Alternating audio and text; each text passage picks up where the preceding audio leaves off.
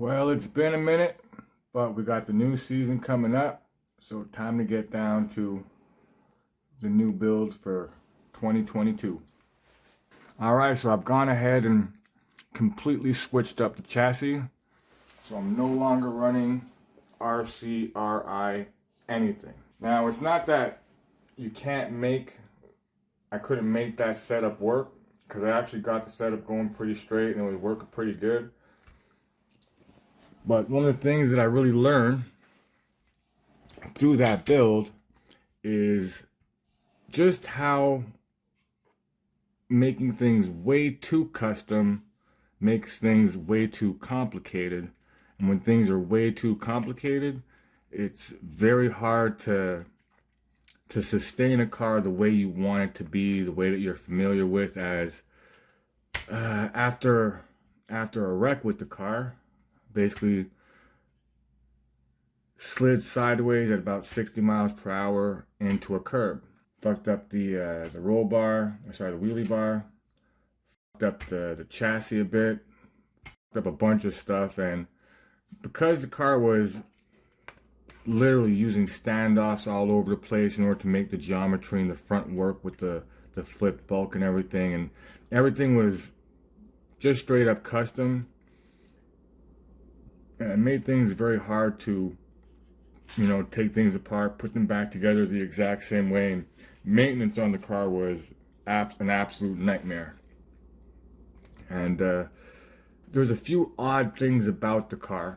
The fact that the spacing for the steering linkages was spread apart created a weird rotation in the steering. So the steering always kind of acted funny, which is definitely not what you want in a no prep car. You want your steering working as good as possible, and it was always a pain in the butt to get that car to handle a steering correction nicely. I mean, if you had it going straight, everything's good, but if you really had to drive the car, that's when things would get out of hand real easy. Maybe it's just with that particular chassis and the post being spread apart further that I was just not getting good driving conditions whenever the car would need to be steered out of a situation. As long as you got it going straight and off the hit, you're going towards the finish line, not towards the cones, it was good. However, as soon as you need to make a steering correction, then it would get a little wild. And a lot of flips and barrel rolls going over the finish line like a scud missile. Instead of hitting the trap, I'm going over it, spinning. So it was a very, very rough season last year, getting everything to work right, and a lot of issues with parts not working. But it's a new season coming, so time to get ready with the new chassis. Now, the thing that's cool about these Xtreme racing chassis, I'll show you the brand right there, is that they're very simple chassis that are basically go straight. Now, you don't have to use a mid motor, a rear motor one. They actually have a version of the chassis that's a mid motor. So if you do want to go with the mid motor, you got that as an option. When it comes to brass tacks, there's a lot more involved just than, whether or not you're going to get passed in the top end because their car is better on the top end with the mid motor than yours is with a rear motor. So I mean, when it comes to this kind of scene, you got to start off with the basics, and you got to get familiar with it. You got to learn it. You got to make hits in order to learn.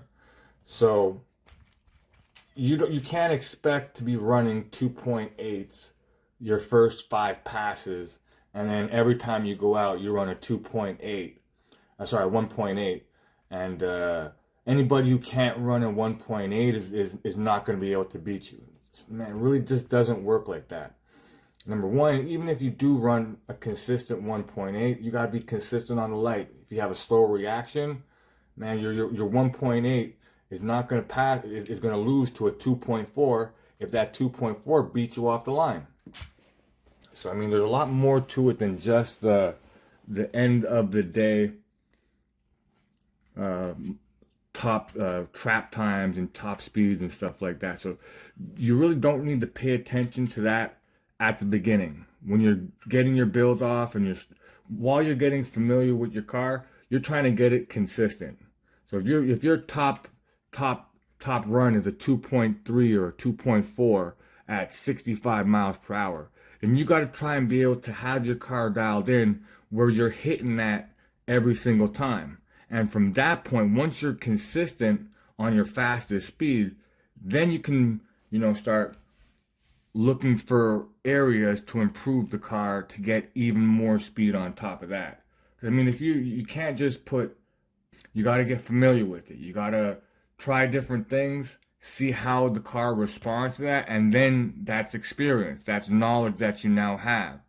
But the first step is getting a car that's consistent. So you have to make sure that it's tuned correctly. You know the settings, all the parts are working properly, and you're not having something like an off wheel, a wheel angle that's not correct, keeping you from getting the maximum of what your setup is capable of. And as you get faster, you're usually able to dial more power into your speed control, get more powerful batteries to make sure you're getting more amps out of your hit. And it's from that point forward that you can, start making yourself faster to be able to compete with guys like Dibs at 70 plus miles per hour. This car here, even my old one, I never hit 70 miles per hour. I got over 60, but I never hit 70 miles per hour with that car yet. But at the same time, I have never fully turned up my R1 speed controller. I think the most timing I've ever put into the controller itself is maybe 35 to 40 degrees turbo timing. I don't think I put much more than that. I still have the setting in there so I can check it out, but I've not maxed out this speed controller, so I still got room to bring that power up as I get more consistent with the car.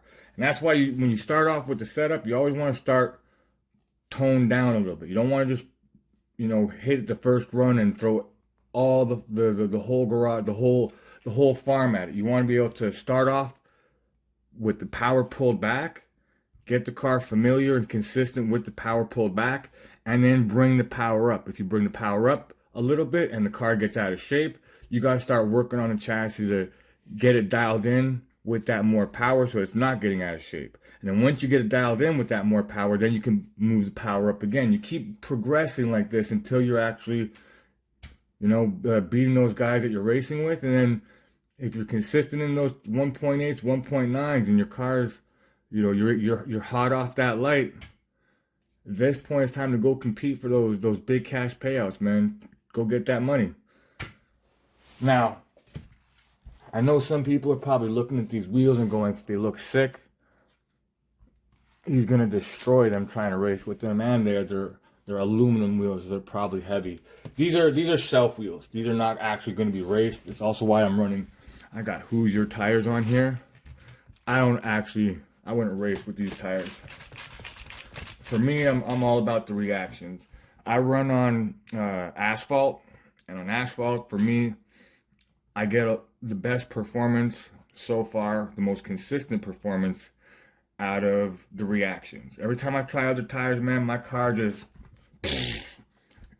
leaves out the gate like a son bitch. I get just the right kind of spin with the reactions where I hook and book, and it's pretty good. So I'm gonna go over the car as it is right now, and the setup for racing. There's a few different changes that I did make. I mean, aside from the chassis plate itself, I went with a completely different wheelie bar. This is the Design Wheelie Bar. It uses the chassis plate underneath here to make a base for the wheelie bar mount to mount to. So it's nice and even and dead center. It's not pitched off to the side. And it gives you equal pressure on the wheelie bar when you make a hit on it. When it was offside, if you're not really hitting the bar equally on both sides, it kind of makes a for a weird wheelie, and you kind of get steered by the wheelie bar, where the wheelie bar will be steering the car, and you have to counter that in order to keep it going straight, or use wheel angles to keep it going straight, which you don't want to really do. You kind of want to have this just going in the same direction as dead straight on the car. So we got this new wheelie bar in from our Design. It's a big boy too. It's a 12-incher, just like me. And yeah, other than that, all the parts were swap over from the previous build. The only thing is because I've completely swapped everything over, we got to go over everything again. So we're going to go over all the wheel angles. We're going to go over the weight balance. We're going to go over just all the preparation tuning that you do to make sure your car is dialed in correctly, so that when we go out for the first race of the season, I'm able to get my best test hits out of it, and hopefully when the event runs, I do a good performance. And I should be able to get better videos, so I can have videos of our race day session, so you can see how the car performs, see how it's doing out there in the real world, and get some awesome numbers on it. See what kind of numbers it pulls. I'm pretty sure some people want to know what kind of times this car is going to be able to pull. We got a few different battery packs to try. I've got 10K, I've got 58K, and I've also got some shorty packs that should be here before the season starts. I like to have different size batteries, as well as the standard size and the shorty packs. I use these two here to mess with my weight. If I wasn't getting enough grip, because you have to realize running on asphalt is it's hard to run on that. And one of the things that actually helps a little bit is a little bit of extra weight. So even though it brings you over the minimum weight limits, this battery pack actually helps get a little bit of grip on the car on a surface that's really crap. So there's a few little things I'm going to go over in the videos, getting the car prepared for the season of 2022. But yeah, that's it in a nutshell so far. We do have a new servo going in for the steering. We got a Theta high response servo, so that's going to go in there. And we got a new body.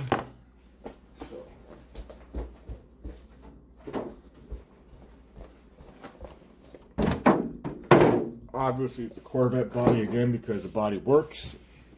But I've got a new piece over here to give some better aerodynamics on the front end of the body. Got a splitter kit, got a wing kit, got a bunch of stuff to make this body work for us. And we're gonna do what we need to do, which is bring this down as close to the ground as possible. We got to make this practically seal the ground so that there's no air coming underneath it to mess with our hit. And that's going to be one of the things that we're doing and getting ready for the new season. So with that, stay tuned. We're going to have a lot more videos with this build and this season coming up. So hope you guys like the videos, and thanks for watching.